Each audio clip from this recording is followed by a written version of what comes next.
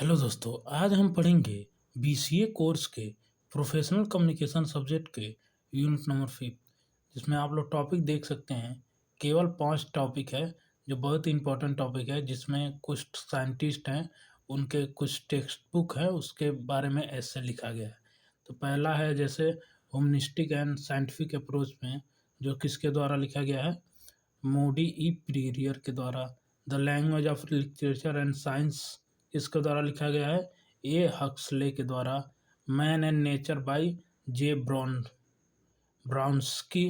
Science and survival by Barry common.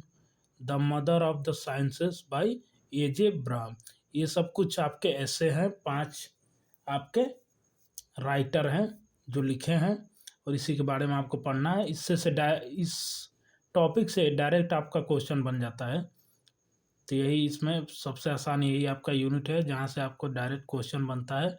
नाम दे देगा direct, और साइंटिस्ट का नाम, और उसके बारे में पूछेगा, इस साइंटिस्ट के बारे में बताइए। तो ये सबसे आपका आसान यूनिट है और सबसे लास्ट भी यूनिट है।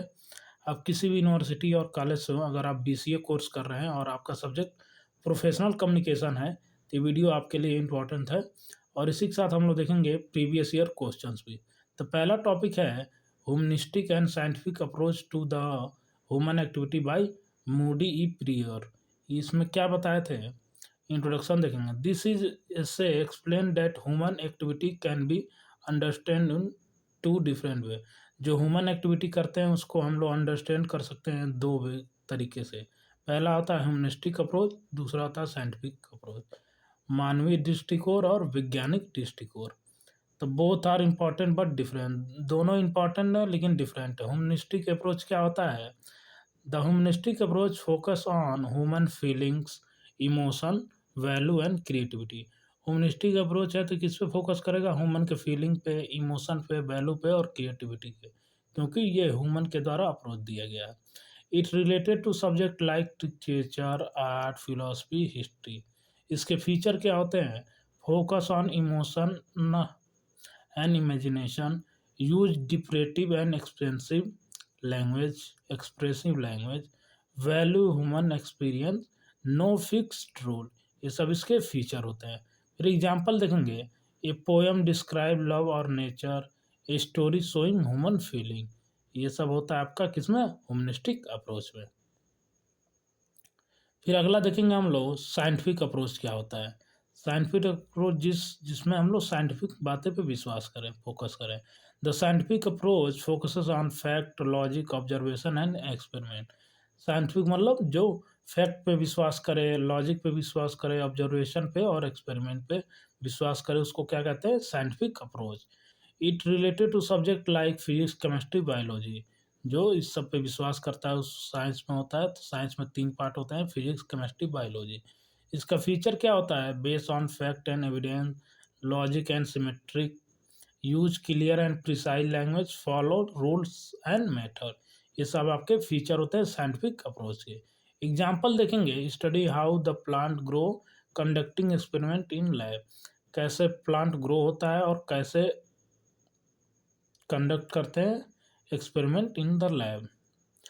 और कुछ इसके की डिफरेंस होते हैं, जैसे ह्यूमनिस्टिक और साइंटिफिक अप्रोच के। ह्यूमनिस्टिक किस पे बेस्ड होता है, इमोशन पे, और साइंटिफिक फैक्ट पे। ह्यूमनिस्टिक क्रिएटिविटी एंड फ्लेक्सिबल होता है, और साइंटिफिक क्या होता है, लॉजिकल एंड फिक्स्ड होता है। ह्यूमनिस्टिक क्या होता है, सब्जेक्टिव होता है, और साइंटिफिक क्या होता है, ऑब्जेक्टिव होता है। ह्यूमनिस्टिक क्या होता है, एक्सप्रेसिव लैंग्वेज होता है, और साइंटिफिक क्या होता है, क्लियर एंड प्रिसाइज लैंग्वेज।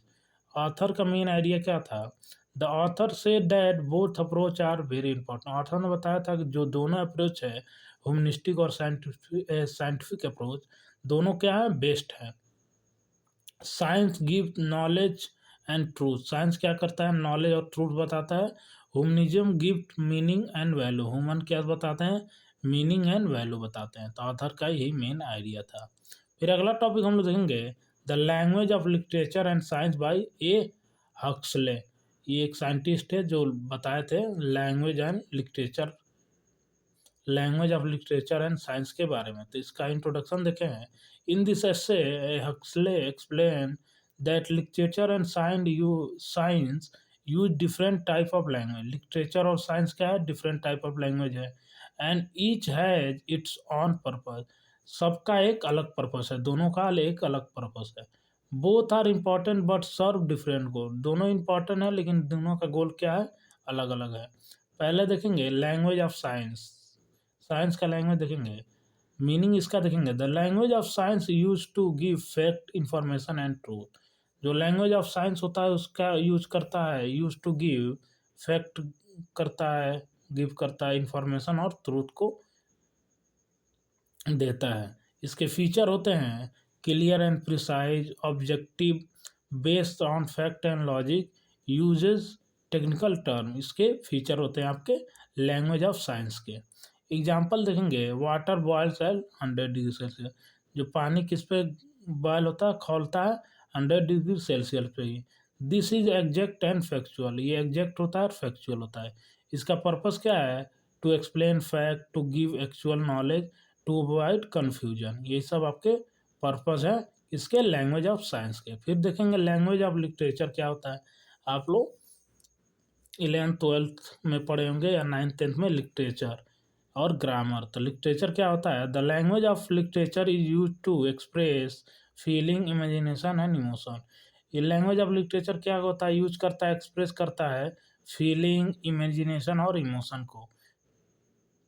इसके फीचर क्या होते हैं, क्रिएटिविटी एंड एक्सपेंसिव होता है, इमोशनल एंड इमेजिनेटिव होता है, इमेजिनेशन करते हैं। यूज फिगर्स ऑफ स्पीच, जैसे फिगर ऑफ स्पीच हो गया, metaphor, Simli, figure of speech हो गया। नॉट ऑलवेज एग्जैक्ट, ये एग्जैक्ट हमेशा नहीं होता है। जैसे एग्जाम्पल देंगे, her smile is like sunshine, उसकी हंसी सनशाइन के जैसे लगती है। This is imaginative not literal. ये क्या है, इमेजिनेटिव है, लिटरल नहीं है।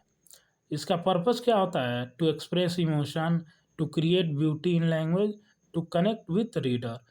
यही सब इसका पर्पस होता है आपका लैंग्वेज ऑफ लिटरेचर का। इसके कुछ की डिफरेंस देखेंगे, लैंग्वेज ऑफ साइंस और language of literature. Language of science किस पे बेस होता है, फैक्चुअल पे, और लैंग्वेज ऑफ लिटरेचर इमोशनल पे। लैंग्वेज ऑफ साइंस ऑब्जेक्टिव होता है और लैंग्वेज ऑफ लिटरेचर सब्जेक्टिव होता है। लैंग्वेज ऑफ साइंस का क्या होता है, क्लियर एंड एग्जैक्ट होता है, और लैंग्वेज ऑफ लिटरेचर क्या होता है, क्रिएटिव एंड इमेजिनेटिव होता है। लैंग्वेज ऑफ साइंस क्या होता है, लॉजिकल होता है। लैंग्वेज ऑफ लिटरेचर क्या होता है, आर्टिस्टिक होता है। ये सब कुछ की डिफरेंट होते हैं लैंग्वेज ऑफ साइंस और लैंग्वेज ऑफ लिटरेचर। ऑथर का मेन आइडिया क्या था, Huxley says that both type of language are necessary. जो बोथ टाइप ऑफ लैंग्वेज होते हैं दोनों नेसेसरी होते हैं। क्या होता है, जैसे साइंस हेल्प करता है अंडरस्टैंड ट्रूथ एंड रियलिटी, और लिटरेचर हेल्प करता है ह्यूमन इमोशन और इमेजिनेशन को। देखिए आपके एग्जाम में क्वेश्चन आया हुआ है, analyse the influence of scientific language on literature express and as explain a Huxley in the language of literature and science. यही बताना है आपको। तो यहाँ पे आप लोग बता सकते हैं कि उन्होंने दोनों के बारे में अलग अलग बताया था। फिर नेचर ऑफ साइंटिफिक लैंग्वेज क्या होते हैं, क्लियर और एग्जैक्ट होता है, ऑब्जेक्टिव होता है, based on fact and logic होता है, अनएम्बिगुअस होता है। ये नेचर ऑफ साइंटिफिक लैंग्वेज होता है। फिर कैसे इन्फ्लुएंस होता है लिटरेचर एक्सप्रेशन में, पहला होता है जैसे इंक्रीज करना क्लियरिटी एंड प्रिसीजन, फिर होता है रिडक्शन ऑफ इमोशन डेप्थ, फिर होता है balance between logical and imagination, फिर होता है influence on modern writing style, limitation of scientific language. ये सब आपके होते हैं इन्फ्लुएंस ऑन लिटरेचर एक्सप्रेशन के कुछ पॉइंट। ये आपको नोट्स मिल जाएगा डिस्क्रिप्शन में, नहीं तो हमारे वेबसाइट से जाकर डाउनलोड कर सकते हैं theallnote.com, बिल्कुल फ्री में ही वहाँ पे आपको पूरा मिल जाएगा। जो भी आप कोर्स करते हैं, बीटेक हो गया, बीसीए हो गया, डिप्लोमा, सबका नोट्स फ्री में ही मिल जाएगा। और अगर जो नहीं होगा तो आप कमेंट कर सकते हैं। ऑथर का व्यू किसमें क्या था, Huxley does not reject scientific language, he appreciate is clarity. Huxley क्या थे, हक्सले वो साइंटिफिक लैंग्वेज को रिजेक्ट नहीं करते थे लेकिन अप्रिशिएट करते हैं। But he warn that over use can destroy the beauty of literature. वो वार्न करते थे कि ज़्यादा ओवर यूज करने से ब्यूटी ऑफ लिटरेचर क्या हो सकता है, डिस्ट्रॉय हो सकता है। फिर अगला देखेंगे हम लोग man and nature by J Bronowski. Man and nature by J Bronowski क्या है, एक साइंटिस्ट जो मैन और नेचर के बारे में बताए थे। तो इसका इंट्रोडक्शन देखेंगे। In the J Bronowski explain the relationship between human and nature.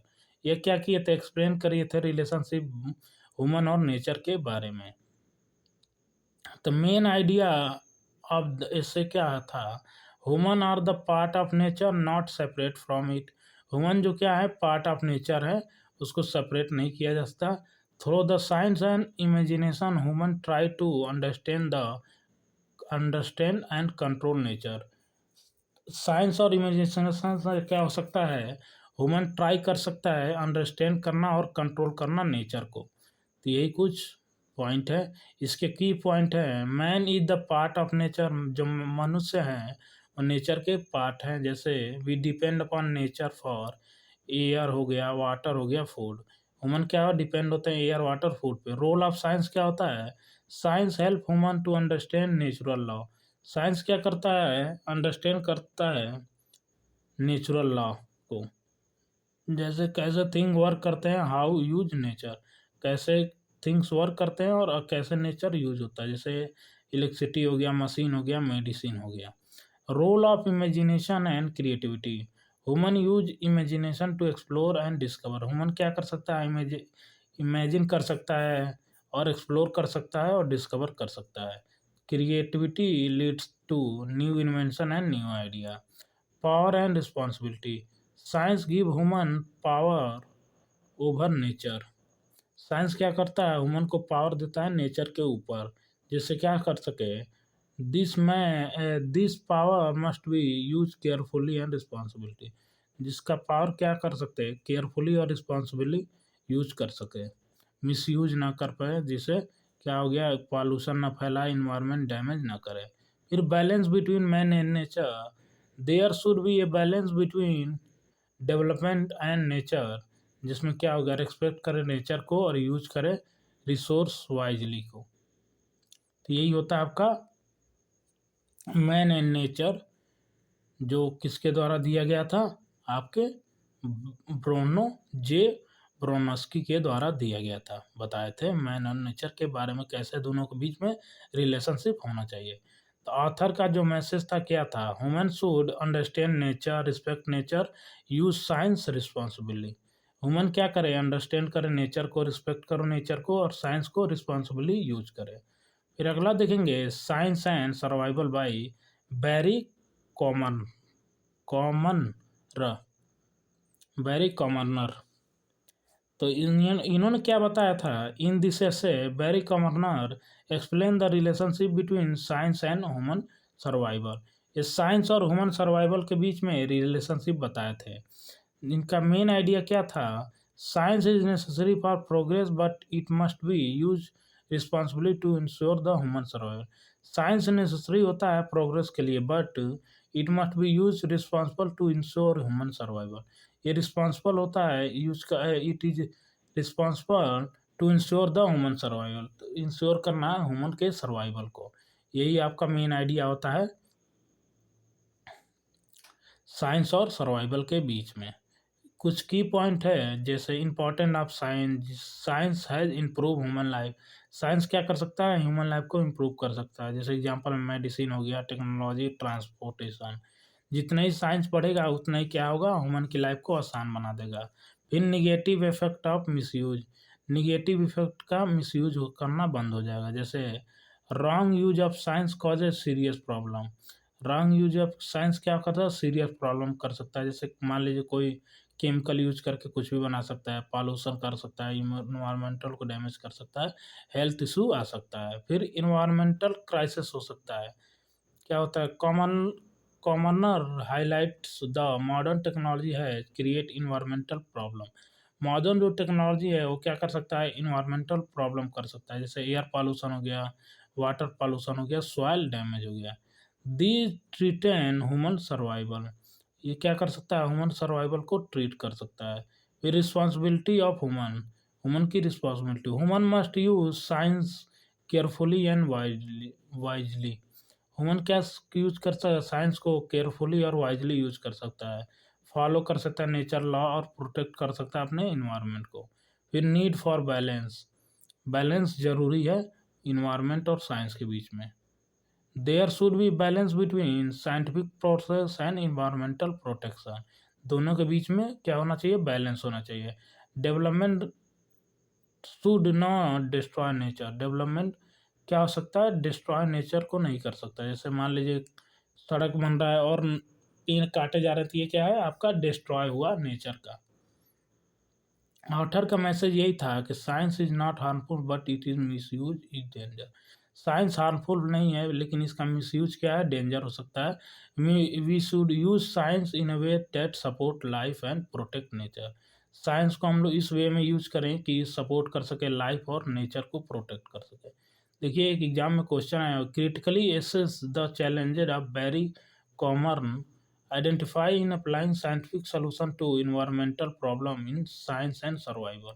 Science और सर्वाइवल के बारे में बताना है कि आइडेंटिफाई करें scientific solution for environmental problem. तो कुछ की चैलेंजेज आ सकते हैं आइडेंटिफाई बाई कॉमनर के। जैसे पहला की चैलेंजेज है misuse of technology, ignoring natural law, short term solution, lack of responsibility, complexity of environmental problem, over dependency on science. ये सब आपके क्या होंगे, की चैलेंजेस हो गए जो आइडेंटिफाई किए गए कॉमनर के द्वारा। इसके बाद आपका होता है क्रिटिकल एनालिसिस, जिसमें हम लोग क्या कर सकते हैं, कॉमन क्या करते थे, does not reject science. Common जो थे वो साइंस को रिजेक्ट नहीं करते थे, he support scientific process, but he criticized blind use the science, lack of environment awareness. Blind use मतलब पागल की तरह साइंस को यूज करना क्या हो सकता है, खतरा हो सकता है और इन्वायरमेंट को नुकसान पहुंचा सकता है। ही सजेस्ट, वो कहते थे कि यूज साइंस रिस्पॉन्सिबल, साइंस को रिस्पॉन्सिबली यूज करें, combine science with ethics and environmental care. Combine करें साइंस को इथिक के साथ और इन्वायरमेंटल केयर के साथ। ये होता है आपका क्रिटिकल एनालिसिस। ये देखिए लास्ट टॉपिक है the mother of science by AJ ब्रह्म। ये मदर ऑफ साइंस बताए थे भाई एजे ब्रह्म। इन दिस से एजे ब्रह्म explain the philosophy is called the mother of all science, the mother of all science, पूरे साइंस की mother. It means all science originated from philosophy. इसका मतलब ये होता है कि जो साइंस है, पूरा साइंस है, उस किसके द्वारा ओरिजिनेट हुआ, फिलोसफी के द्वारा। मेन आइडिया क्या था, फिलोसफी द फाउंडेशन बेस होता है of all subject like science math social science. Philosophy क्या होता है, बेस होता है हर सब्जेक्ट का, जैसे साइंस मैथ और सोशल साइंस का। इसके किस की पॉइंट होते हैं जो एक्सप्लेन करते हैं। पहला होता है मीनिंग, मीनिंग ऑफ फिलोसफी। पहला, philosophy means love of wisdom and knowledge. Philosophy का मतलब क्या होता है, लव ऑफ विजडम और knowledge. It ask basic question like what is truth, what is reality, what is knowledge. Philosophy as a mother of science, philosophy क्या है, mother of science होता है। जैसे इन एंशियंट टाइम और knowledge are was part of philosophy. Ancient time में क्या था, जो भी नॉलेज था पार्ट ऑफ फिलोसफी था पहला। लेटर डिफरेंट ब्रांचेज डेवलप, बाद में डिफरेंट ब्रांचेज को डेवलप किया गया, जैसे physics chemistry biology mathematics. Ancient time में क्या था, सब फिलोसफी था। फिर रोल ऑफ फिलोसफी, फिलोसफी किस में हेल्प करता है, थिंकिंग लॉजिकली, लॉजिकली थिंकिंग में, आस्किंग क्वेश्चन, अंडरस्टैंडिंग कॉन्सेप्ट, ये सब में आपका फिलोसफी हेल्प करता है। It provide base for scientific thinking. Relationship between philosophy and science, science depend upon philosophy. Science क्या होता है, फिलोसफी पे डिपेंड होता है, लॉजिक रीजनिंग और मेथड में। Philosophy give direction, science give practical result. Philosophy direction बताता है, साइंस क्या करता है, प्रैक्टिकल रिजल्ट बताता है। फिर इंपॉर्टेंट ऑफ फिलोसफी देखेंगे, develops critical thinking, help in decision making, improve understanding of life. फिर ऑथर का मैसेज क्या था, philosophy is very important because it guide all science, help in deeper understanding, build a strong thinking skill। ये author का message था। यहाँ आप देखिए एक आपके प्रीवियस ईयर एग्जाम में क्वेश्चन आया हो, which discipline is referred to as the mother of science by A J. Brahm. तो मदर ऑफ साइंस का फिलॉसफी बताएंगे, कौन सा फिलॉसफी था, डिसिप्लिन रिफर किया था। पहला एक्सप्लेनेशन होगा मीनिंग ऑफ फिलॉसफी, दूसरा होगा why philosophy is called the mother of science. Philosophy को हम मदर ऑफ साइंस क्यों कहते हैं, क्योंकि एंशियंट टाइम में क्या था, फिलॉसफी का यूज होता था, लेकिन बाद में डेवलप किया गया फिजिक्स, केमिस्ट्री, बायोलॉजी, मैथमेटिक्स। फिर role of philosophy in science, philosophy क्या करता है, लॉजिकल थिंकिंग करता है, रीजनिंग करता है, मेथड ऑफ इंक्वायरी करता है। Relationship between philosophy and science, philosophy क्या है, थियोरेटिकली अंडरस्टैंडिंग है, वाइल साइंस क्या करता है, प्रैक्टिकल एप्लीकेशन देता है।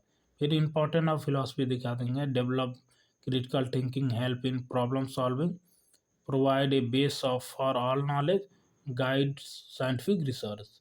यहीं पे आपका ये पूरा यूनिट खत्म होता है, प्रोफेशनल कम्युनिकेशन आपका पूरा चैप्टर खत्म होता है। आशा करते हैं आपको सभी टॉपिक समझ में आया होगा। इस लास्ट यूनिट में बस यही है कि सभी आपके एक एक लाइन का क्वेश्चन है, मतलब जो आपका टॉपिक है उसी से डायरेक्ट क्वेश्चन आ जाता है, घुमा फिरा के नहीं आता है।